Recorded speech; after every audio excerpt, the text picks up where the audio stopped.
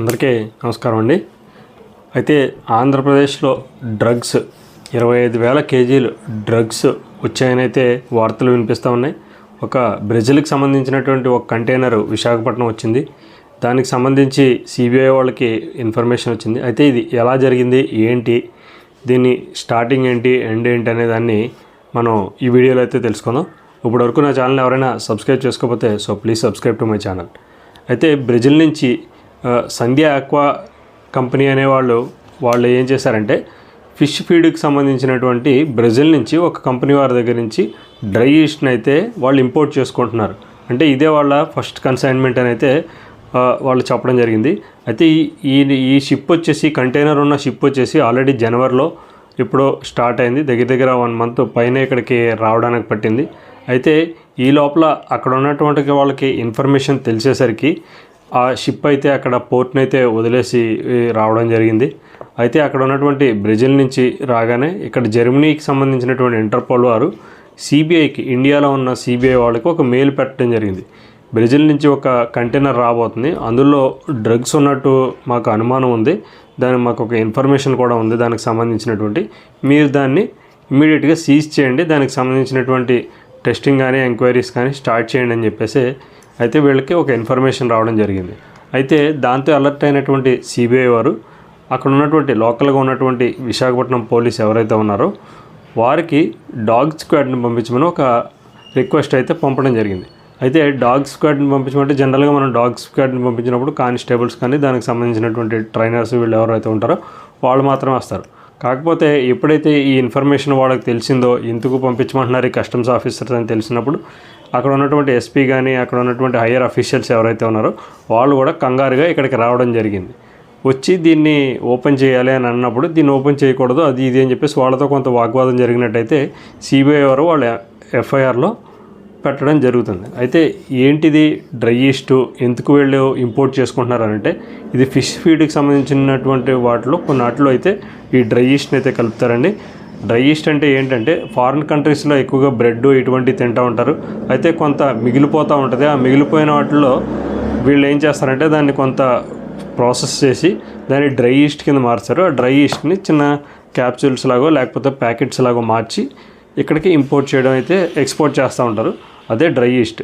అయితే ఈ dry east సంధ్య aqua company అనే వాళ్ళకి సంబంధం ఉంది.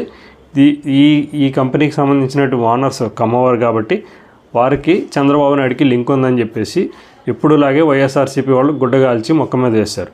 అయితే ఆల్రెడీ రీసెంట్గా మనం ఒక విషయం అయితే చూసాం, గీతాంజలి అనే ఒక అమ్మాయికి సంబంధించినటువంటి విషయం అయితే చూసాం. 2 రోజులు ఒక ఊపు అయితే ఊపేసి వదిలేస్తారు వైఎస్ఆర్సీపీకి సంబంధించిన వాళ్ళు కానీ మిగతా వాళ్ళు ఎవరైతే ఉన్న సాక్షి టీవీలో కానీ సాక్షి పేపర్లో కానీ దానికి సంబంధించిన ఇన్వెస్టిగేషన్ కానీ తర్వాత ఏం జరిగిందని కానీ అక్కడ రైల్వే స్టేషన్లో జరిగినటువంటి వీడియోలు ఏమీ కూడా మనకు చూపించలేదు. ఎందుకంటే అక్కడ జరిగింది ఏంటనేది ఆల్రెడీ తెలుగుదేశం పార్టీ వాళ్ళు అయితేనేమి ఇతరుల సోషల్ మీడియాలో అయితే ఫుల్గా ట్రోల్ చేశారు. ఇది ఇక్కడ జరగలేదు, ఆ అమ్మాయికి ట్రోలింగ్కి ఎటువంటి సంబంధం లేదనే విషయాన్ని బయటపెట్టారు. అలాగే ఒక గుడ్డగాల్చి ముఖం మీద వేసేస్తే జనరల్గా ప్రజలు పిచ్చివాళ్ళని అనుకుంటున్నారు కాబట్టి వైఎస్ఆర్సీపీ వాళ్ళు నమ్మేస్తారు అని అయితే వాళ్ళు అనుకోవడం జరిగింది. అయితే ఆల్రెడీ ఒక 4 సంవత్సరాలు దగ్గర నుంచి అయితే డ్రగ్కి క్యాపిటల్గా మారిపోయింది విశాఖపట్నం. అక్కడ గంజా ఇటువంటి ఇచ్చేస్తున్నారు, అక్కడ యువతను బానిస చేస్తున్నారు అయితే ప్రతిపక్షాలు అయితే ఆరోపణలు చేస్తూ ఉన్నాయి.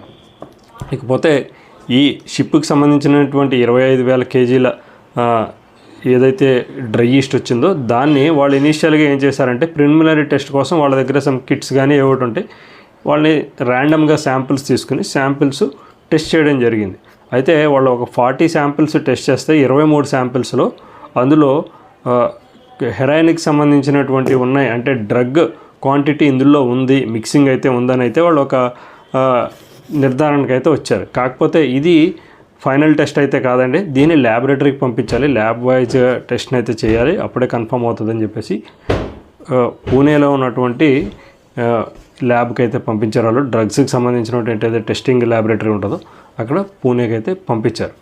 ఈ క్రమంలో వైఎస్ఆర్సీపీ వాళ్ళు ఇది తెలుగుదేశం పార్టీకి సంబంధించిన బీజేపీ అధ్యక్షురాలు పురంధరేశ్వర్కి వాళ్ళ అబ్బాయికి ఆ కంపెనీకి సంబంధం ఉందని అయితే వాళ్ళు చెప్పడం జరిగింది. అయితే వాళ్ళు బిజినెస్ చేసిన వాటైతే వాస్తవమే, కాకపోతే వీళ్ళకి బిజినెస్కి సంబంధించి లింక్స్ 9 సంవత్సరాల క్రితమే కట్ అయిపోయినాయి. అయితే వాళ్ళు చెప్తాం జరుగుతుంది.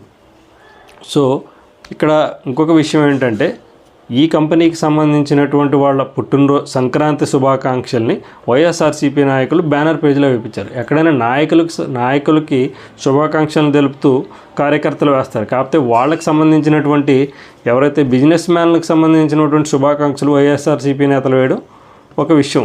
అది టీడీపీ వాళ్ళు ఆల్రెడీ బయట పెట్టారు. ఇంకొకటి ఏంటంటే మన విజయసాయిరెడ్డి గారు ప్రతి నేరానికి ఒక చిన్న క్లూ అయితే వదిలేస్తుంటారు. వివేకానంద రెడ్డి గారు హత్య జరిగినప్పుడు ఎలా అయితే ఇది గుండెపోటు అకస్మాత్తుగా చనిపోయారని ఒక స్టేట్మెంట్ అయితే ఇచ్చారో, కాదు ఇది మర్డర్ అని తర్వాత ఎలా అయితే తెలిసిందో, దీనికి సంబంధించి కూడా బ్రెజిల్కి సంబంధించినటువంటి ప్రధానమంత్రికి ఈయన శుభాకాంక్షలు జరిపారు. అసలు బ్రెజిల్ ప్రధానమంత్రికి ఈయనకి సంబంధం ఏంటి అసలు అనేది కూడా ఇప్పుడు ఒక క్వశ్చన్ కింద ఉంది. ఎక్కడ బ్రెజిల్, ఈయన ఎప్పుడైనా బ్రెజిల్ వెళ్ళాడా ఏంటి, అసలు వాళ్ళకి లావాదేవీలు ఏంటి అనే దాని మీద కూడా ఇప్పుడు క్వశ్చన్స్ అయితే వస్తున్నాయి. దీనికి కూడా విజయసాయిరెడ్డి గారు సమాధానం చెప్పాల్సిన అవసరం ఉంది. కాకపోతే సజ్జల రామకృష్ణ రెడ్డి గారు మాత్రమే వచ్చి వీటికి సమాధానాలు చెప్తున్నారు. అక్కడితోటైతే సరిపోదు. ఇప్పుడు దీన్ని మాత్రం పూణేకి పంపించారు. దానికి టెస్టింగ్ ఒక వారం రోజులైతే పడుతుందని అయితే చెప్తున్నారు. అయితే ఇటువంటి ఆల్రెడీ ఒక తరం, ఒక జనరేషన్ అయితే వాలంటీర్ల రూపంలో ఉద్యోగాలు ఇస్తూ 5,000కి మాత్రమే వాళ్ళని పరిమితం చేస్తూ మీరు సేవ చేయండి, మీరు బానిసలుగా ఉండండి అని అయితే ఒక తరాన్ని నాశనం చేశారు. అలా అయితే ఇంకొక తరం అయితే ఉద్యోగాలు లేక ఒక 5 సంవత్సరాలు ఇంజనీరింగ్ ఇటువంటి అయిపోయి ఇంకొక తరం నాశనం అయిపోయింది. ఇంకొక రకంగా చెప్పాలంటే మత్తు పానీయాలకి ఇటువంటి బ్రాండ్ అనేది లేకుండా కల్తీ మద్యానికి లోనై కొంతమంది ఇదైపోయారు. అలాగే కొంతమంది గంజాయి ఇటువంటి నేను ప్రత్యక్షంగా చూశాను. మా ఊర్లో కానీ మా చుట్టుపక్కల గ్రామాల్లో కానీ గంజాయి తీసుకుని పిల్లలు ఎంత ఇదైపోతున్నారో. మద్యం దొరకకపోయినా కానీ కొంత ఓపిక పట్టే అవకాశం ఉంటుంది. కానీ గంజాయి లాంటి ఈ డ్రగ్స్కి అలవాటైన వాళ్ళు మాత్రం మనం సినిమాల్లో గట్టా చూస్తుంటాం, సేమ్ అలానే ఉంటుంది. వాళ్ళకి ఎప్పుడైతే దొరకలేదో వాళ్ళ మానసిక స్థితి వేరే రకంగా ఉంటుంది. దానికోసం ఎంతటి ఇదికైనా వాళ్ళు సిద్ధపడతారు. సో ఇటువంటి వాటికి అలవాటు చేయాలనే ఒక ప్రక్రియలోనూ దీన్ని అయితే ఇక్కడికి ఇంపోర్ట్ చేసినట్టయితే ఖచ్చితంగా తెలుస్తుంది. దీన్ని పార్టీలకు అతీతంగా అలాగైతే ప్రధానమంత్రి గారు కానీ అలాగే బీజేపీకి సంబంధించిన వాళ్ళు కానీ దీనికి సంబంధించిన ఎలా అయితే తెలంగాణ ప్రభుత్వం దీన్ని సీరియస్గా తీసుకుని ఎటువంటి చర్యలు అయితే తీసుకుంటుందో అటువంటి చర్యలు అయితే ఖచ్చితంగా తీసుకోవాలండి. ఇది రేపొద్దున మనం తినే ఫుడ్లో కూడా వచ్చే అవకాశాలు ఉంటాయి.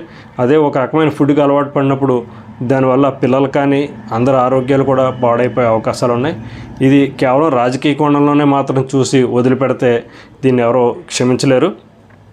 సో దీని చర్యలు ఎలా ఉంటాయనేది ఈసీ కూడా ఇప్పటికి దీనికి సంబంధించినటువంటి చర్యలు అయితే ఖచ్చితంగా తీసుకోవాలని అయితే అందరూ కోరుకుంటున్నారు. ఇదండి 25,000 కేజీల డ్రగ్స్కి సంబంధించినటువంటి విషయాలు అయితే ఇవి. నా వీడియో మీకు నచ్చినట్లయితే తప్పకుండా లైక్ చేయండి. అలాగే నా ఛానల్ని సబ్స్క్రైబ్ చేసుకోండి. బాయ్.